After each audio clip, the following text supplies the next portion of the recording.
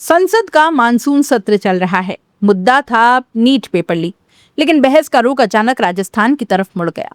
सत्ता और विपक्ष आमने सामने।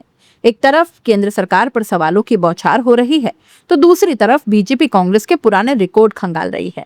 संसद में आरोप, पलटवार और राजनीतिक तीर चल रहे हैं, लेकिन इन सब के बीच सबसे बड़ा सवाल वही है जो हर छात्र पूछ रहा है कि आखिर मेरे भविष्य का जिम्मेदार कौन है?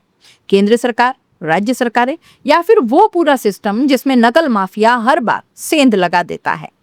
चलिए समझते हैं इसको।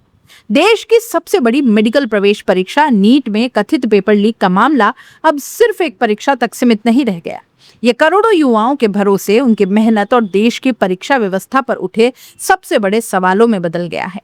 संसद के मानसून सत्र में विपक्ष ने इसी मुद्दे को लेकर केंद्र सरकार को घेर लिया। विपक्ष का आरोप है कि लाखों छात्रों के भविष्य के साथ खिलवाड़ हुआ, लेकिन सरकार समय रहते न तो पेपर लीक रोक पाई और न ही जिम्मेदार लोगों पर तत्काल प्रभावी कार्रवाई कर पाई। धर्मेंद्र प्रधान के शिक्षा मंत्री पद छोड़ने के बाद विपक्ष लगातार इस मुद्दे को और ज्यादा आक्रामक तरीके से उठा रहा है।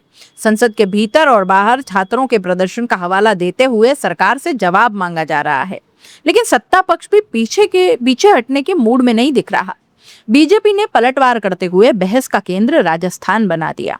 बीजेपी सांसदों ने दावा किया कि कांग्रेस सरकार के कार्यकाल में राजस्थान में भर्ती परीक्षाओं का रिकॉर्ड बेहद खराब रहा।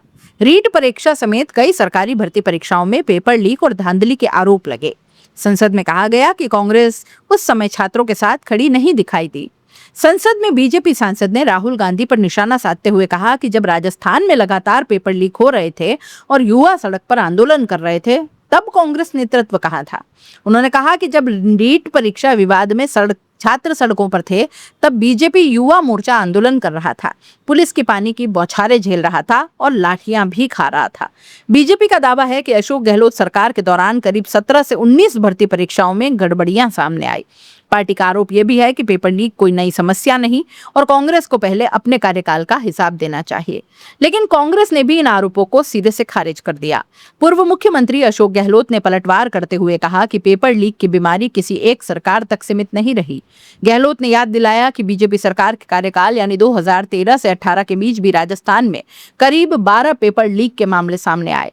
उनका कहना है कि हर सरकार के समय यह समस्या रही है, इसलिए केवल राजनीतिक आरोप प्रत्यारोप से समाधान नहीं निकलेगा।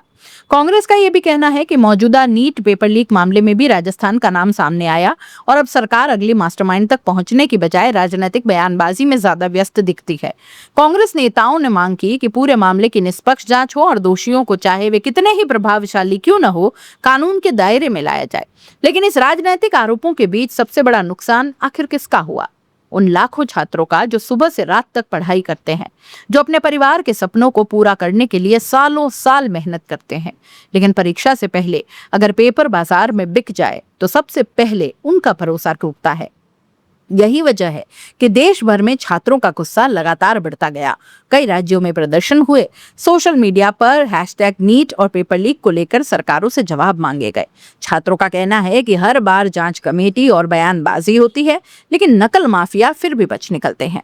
इसी बढ़ते दबाव के बीच केंद्र सरकार अब परीक्षा व्यवस्था को और सख्त बनाने की तैयारी में है। संसद में सार्वजनिक परीक्षाओं में अनुचित साधनों की रोकथाम से जुड़े कानून में संशोधन विधेयक पेश किया गया। सरकार का दावा है कि यह कानून नकल माफियाओं और पेपर लीक कराने वाले संगठित गिरोहों पर सीधा प्रहार करेगा। नए प्रावधानों के अनुसार यदि कोई व्यक्ति पेपर लीक जैसे अपराध में दोषी पाया जाता है तो उसे 10 साल तक की जेल हो सकती है। सिर्फ इतना ही नहीं, अगर किसी परीक्षा एजेंसी की मिलीभगत साबित होती है तो उस पर 1 करोड़ रुपए का जुर्माना लगाने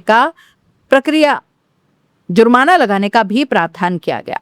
सरकार का कहना है कि अब केवल छोटे मोटे दलाल नहीं बल्कि पूरे नेटवर्क को कानून के शिकंजे में लाया जाएगा। लेकिन सवाल तो वहीं का वहीं है, क्या सिर्फ कानून बना देने से पेपर लीक रुक जाएंगे? क्या नकल माफियाओं की राजनीतिक पहुंच और प्रशासनिक गठजोड़ पर भी उतनी ही सख्ती होगी?